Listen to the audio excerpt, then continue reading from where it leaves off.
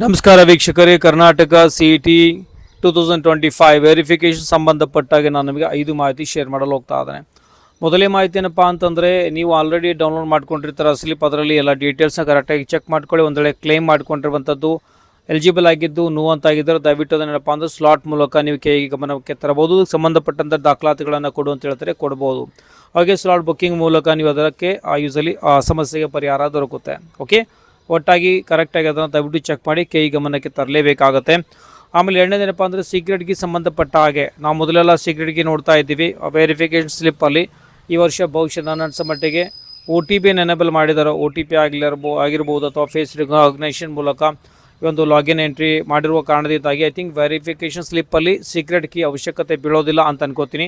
ಆ ಕಾರಣದಿಂದಾಗಿ ಅಲ್ಲಿ ಸೀಕ್ರೆಟ್ ಕೀ ಇಲ್ಲ ಅನ್ಕೋತೀನಿ. ಸೊ ಹಾಗಾಗಿ OTP ಮೂಲಕನೇ ಯಾವುದೇ ವಿದ್ಯಾರ್ಥಿಯಾಗಲಿ ಲಾಗಿನ್ ಮಾಡಬೇಕಂದ್ರೆ OTP ಇಲ್ಲಪ್ಪ ಅಂದರೆ ಲಾಗಿನ್ ಮಾಡೋಕ್ಕಾಗೋದಿಲ್ಲ. ಸೊ ಹಾಗಾಗಿ ಸೆಕ್ಯೂರಿಟಿ ಕೀನ ಅವಶ್ಯಕತೆ ಇಲ್ಲ ಅಂತ ಹೇಳಿ ಅದನ್ನು ತೆಗೆದು ಹಾಕಿದ್ದಾರೆ ಅನ್ಕೋತೀನಿ. ಓಕೆ, ಸೊ ಹಾಗಾಗಿ ಸೀಕ್ರೆಟ್ ಕೀಯಲ್ಲಿ ಇರೋದಿಲ್ಲ. ಬಹುಶಃ ಎನಿವೆ ನೋಟಿಫಿಕೇಷನ್ ಬರುತ್ತೆ. ಪ್ರೆಸೆಂಟ್ಲಿ ಸೀಕ್ರೆಟ್ ಕೀ ಇಲ್ಲದೇನು ಏನಪ್ಪ ಅಂದರೆ OTP ಮೂಲಕ ಅಂತ ಲಾಗಿನ್ ಮಾಡ್ಬೋದು. ಹಾಗಾಗಿ ಇದು ಸೇಫ್ ಆಗಿರುವ ಕಾರಣದಿಂದಾಗಿಯೇ ರಿಮೂವ್ ಮಾಡಿರ್ಬೋದು. ಓಕೆ, ಮೂರನೇದೇನಪ್ಪ ಅಂದರೆ ನಿಮಗೇನಾದರೂ ಹೆಸರಲ್ಲಾಗಿರ್ಬೋದು ಅಥವಾ ರ್ಯಾಂಕಿಂಗ್ನಲ್ಲಾಗಲಿ ಅಥವಾ ಏನಾದರೂ ಮಿಸ್ಟೇಕ್ ಆಗಿದ್ದರೆ ನೀವು ಗಮನಕ್ಕೆ ತರಬೋದು ಅಂತ ಹೇಳಿದ್ದೇನೆ. ಬಟ್ ಇನ್ನೊಂದು ಹೇಳಬೇಕಂದ್ರೆ ನೀವು ಎಡಿಟ್ ಸಹ ಮಾಡ್ಕೊಳ್ಬೋದು. ಒಂದು ಗುಡ್ ನ್ಯೂಸ್ ಅಂತಲೇ ಹೇಳ್ಬೋದು. ಅಂದರೆ ಈ ಒಂದು ರಿಸರ್ವೇಷನ್ ಯಾರಿಗೂ ಒಂದು 2A ಆಗಿದ್ದು 2B ಆಗಿರ್ಬೋದು, ಅಥವಾ ನೀವೇನಾದರೂ ಲಿಂಗ್ವಿಸ್ಟಿಕ್ ಹಾಕಿಲ್ಲ, ರಿಲಿಜಿಯಸ್ ಹಾಕಿಲ್ಲ ಅಂದ್ರೆ ನೀವು ಎಡಿಟ್ ಮಾಡ್ಕೊಳ್ಬೋದು. ಓಕೆ, ಸೊ ಅದೊಂದು ಆಪ್ಷನ್ ಇದೆ. ಮತ್ತು ಆಮೇಲೆ UGCETಗೆ ಸಂಬಂಧಪಟ್ಟಾಗೆ ಲಿಂಗ್ವಿಸ್ಟಿಕ್ ರಿಲಿಜಿಯಸ್ ಯಾವುದೇ ರೀತಿ ಉಪಯೋಗ ಇರೋದಿಲ್ಲ. ಹಾಗಾಗಿ CETಯಲ್ಲಿ ಏನಪ್ಪ ಅಂದ್ರೆ ಅದು ಅಂತ ಬಂದಿರುತ್ತೆ, ಭಯ ಪಡಬೇಡಿ.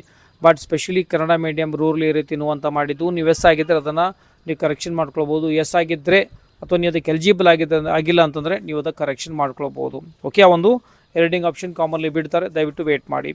ಆಮೇಲೆ ನಾಲ್ಕನೇದೇನಪ್ಪ ಅಂತಂದರೆ ನೆನ್ಪಿಟ್ಕೊಳ್ಳಿ, ಒಂದು ವೇಳೆ ನೀವು ರೂರಲ್ ಸಂಬಂಧಪಟ್ಟಿಲ್ಲ ಅಂದರೆ ಒಳಪಟ್ಟು ಎಲಿಜಿಬಲ್ ಆಗಿಲ್ಲ, ನೀವು ಎಸ್ ಅಂತ ಮಾಡಿದರೆ ಮುಂದೆ ಸೀಟ್ ಸಿಕ್ಕಿದರೆ ಅದಕ್ಕೆ ನೀವೇ ಸಫರ್ ಆಗ್ತೀರಾ, ಅದಕ್ಕೆ ನೀವೇ ರೆಸ್ಪಾನ್ಸಿಬಲ್. ಹಾಗಾಗಿ ಗಮನಕ್ಕೆ ತರೋದನ್ನ ಮರಿಬೇಡಿ. ಕೊನೆಯದು ಹೇಳಬೇಕು ಅಂತಂದರೆ ಲಿಂಗ್ವಿಸ್ಟಿಕ್ ಆಗಲಿ ರಿಲಿಜಿಯಸ್ ಕೇವಲ ನೀಟಿಗೆ ಸಂಬಂಧಪಟ್ಟಿರುವಂಥದ್ದು. CETಯಲ್ಲಿ ಅಂತ ನೋಡಿರ್ತೀರ, ಭಯ ಪಡಬೇಡಿ. ಯೂಸಿನೆಟ್ ವೆರಿಫಿಕೇಷನ್ ಸ್ಲಿಪ್ನ ಏನು ಡೌನ್ಲೋಡ್ ಮಾಡ್ಕೊಳ್ತೀರಾ ಅಲ್ಲಿ ನಿಮಗೆ ಎಸ್ ಅಂತ ಬಂದಿರುತ್ತೆ. ಯಾಕಂದರೆ CETಗೂ ಲಿಂಗ್ವಿಸ್ಟಿಕ್ ರಿಲಿಜಿಯಸ್ಗೂ ಯಾವುದೇ ರೀತಿ ಸಂಬಂಧ ಇರೋದಿಲ್ಲ.